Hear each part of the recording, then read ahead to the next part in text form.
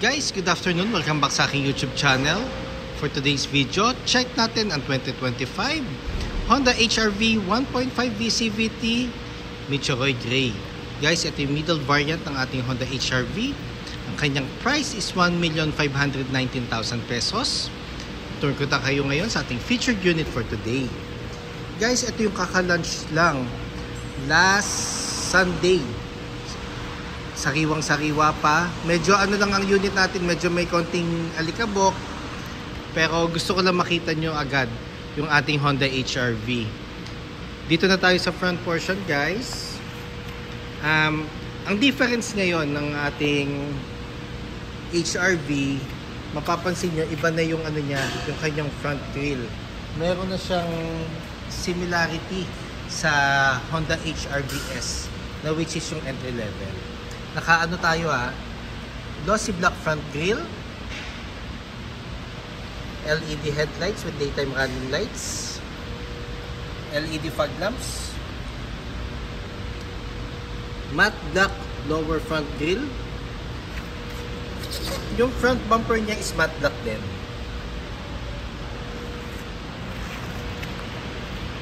Ang difference ngayon ng V variant, guys, compared dun sa previous model, ang previous model kasi is turbo engine.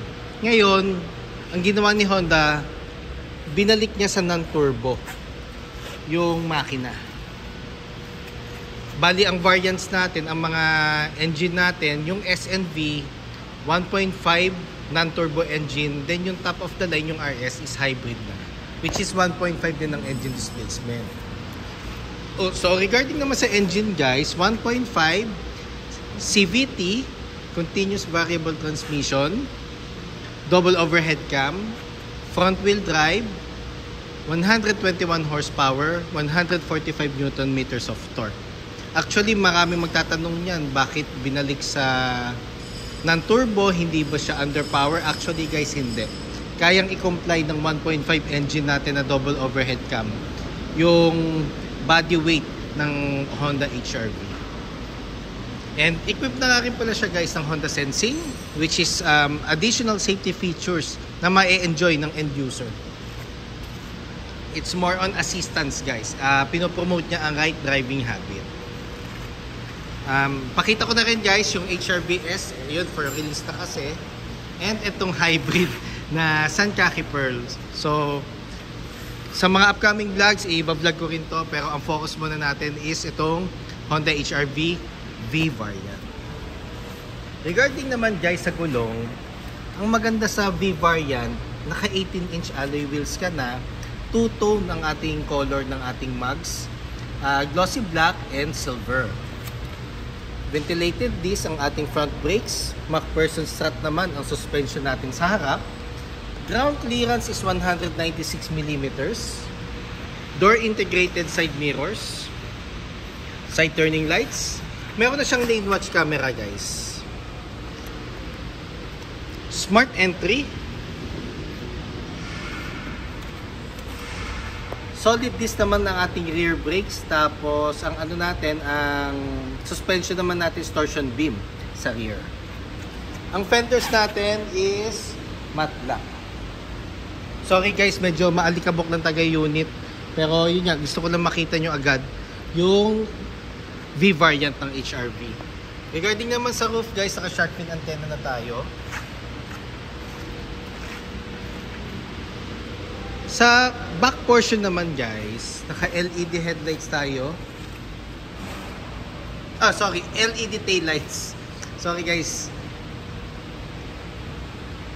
Meron na rin tayo reverse camera. 4i built-in backup sensor. Kita ko lang ulit yung back portion natin.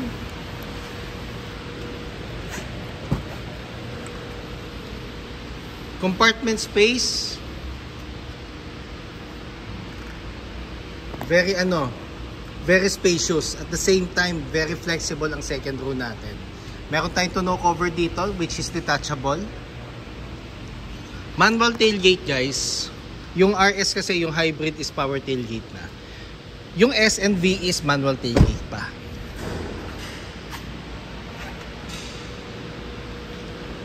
driver side, fuel tank capacity is 40 liters guys.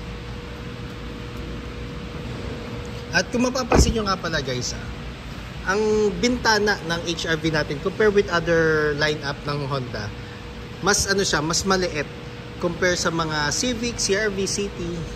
Kasi nga ang concept nito is more on compact vehicle. Ang ating door panel guys, combination ng urethane leather with silver stitches with glossy black or piano black accents. Ang maganda sa HR-V natin ngayon guys, across all variants, S, V, and RS, full genuine leather na ang material ng seats natin. Ang ceiling natin guys is gray, light gray pa din. Sa middle section, aircon vent, and meron tayong dalawang Type-C na charging port. Adjustable headrest and ULT seats guys, same setup siya ng previous HR-V.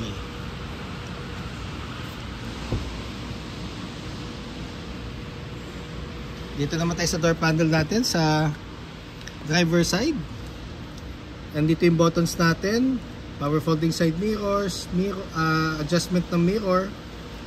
Ito yung knob, ito yung kung anong side ang gusto mong adjust. Pag napili mo kung left or right, dito mo siya i-move yung side mirror. Central door lock, window lock, and window switches. Sa driver seat naman natin guys, naka power seats na siya. Yun yung difference niya sa S.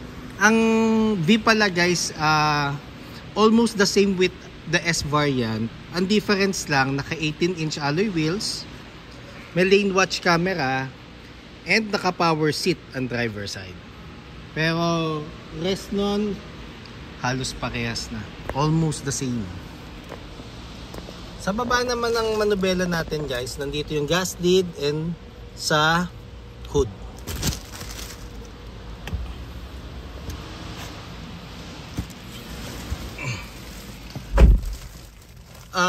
Sa ano naman guys, sa interior, sa panel natin, ganun pa rin naman siya.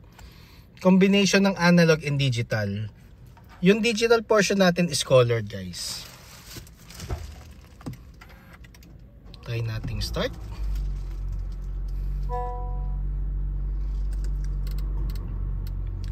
So sa steering wheel natin guys, nakaano siya, leather cover na.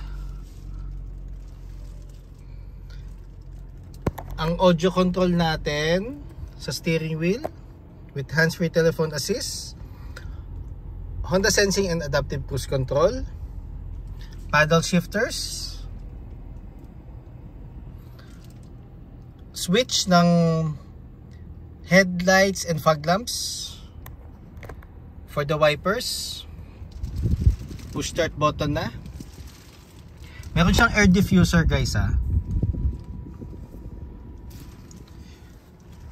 Ang nabago naman dito sa interior guys, ang napansin ko, before kasi parang ano siya,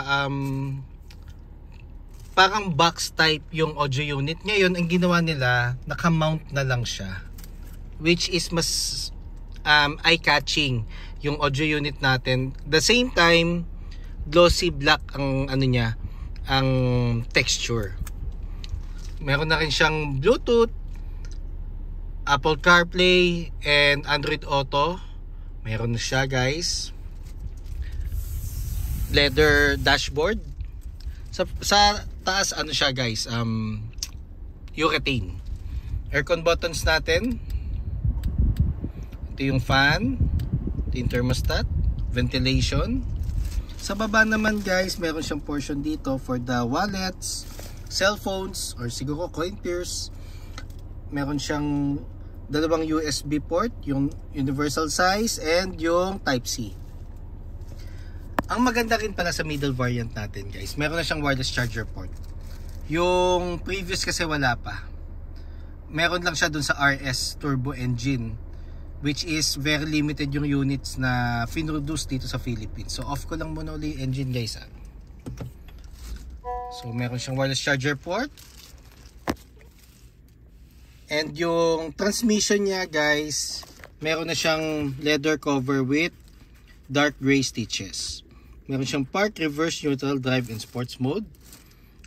Ang accents and transmission natin is combination ng chrome and piano or glossy black. Sa center portion naman natin, meron tayong 2 cup holders, icon button for fuel efficiency. Mas recommended siya pag city driving at di ka nagmamadali o pwede mo siyang on. Hill descent control, gagamitin natin siya pag pag bababa tayo. Pag sobrang tarik ng bababaan natin, on natin to para mag-self-adjust yung mga gulong to para naka-engine brake, mabagal ang ikot ng gulong natin. Para hindi ka na masyado gagamit ng brake. Electronic park brake. Gagamitin na natin to pag magpapark na matagal or off na natin yung engine. Brake hold, stop and go sa traffic. Ito magiging handbrake mo. Center console natin guys is leather na with silver stitches. Console box. Dito natin lalagay yung mga candies, ibang cords, kung ano yung gusto nyong ilagay, wala namang problem. Pero kasi ganun yung ginagawa ko. Passenger seat guys, adjustable headrest din. Yung natin guys yung ating ceiling light or dome light is LED na.